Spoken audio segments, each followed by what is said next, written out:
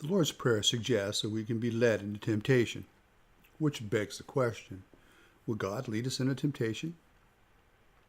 Now, having been taught and shown again and again that God is the giver of only good, God's love for us is greater than even our love for our children, how could he? Well, since living on the spiritual basis removes gray areas and contradictions from life, what does this clause really mean?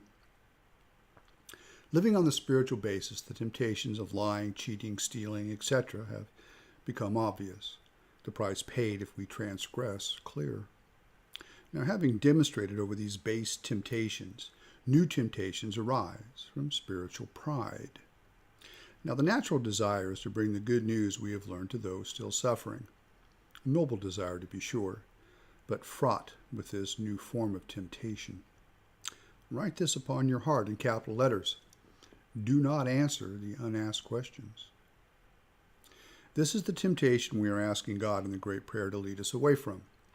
When speaking about spiritual principles, we must ask ourselves if we are engaging in attraction or promotion.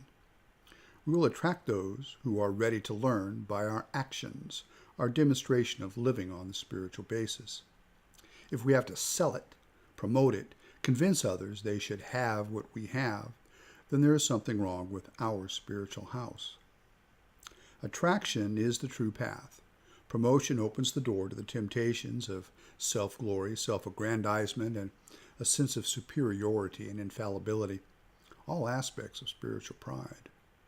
When we consider how many evils have been and are perpetrated by those promoting their beliefs to the extreme, the clause, "lead us not into temptation," becomes crystal clear. We must remain ever diligent, and though it may break our heart to refrain, we never enter uninvited into someone's spiritual house. To be clear, the converse is true as well. When someone asks, we must be willing to stand and be counted in the face of any perceived earthly consequence, personal or otherwise. The temptation of self-centered fear denied. So whenever or wherever we are asked to share the good news, we must not shrink, for we have been put to the question, and faith requires our answer. My name is Vincent Lee Jones. You can find my videos on Miracles of Recovery, YouTube, LinkedIn, Facebook, and Vimeo as well at Vincent Lee Jones, and my writings and videos on Blogger, titled The Page, Living in Spirit. Have a blessed day.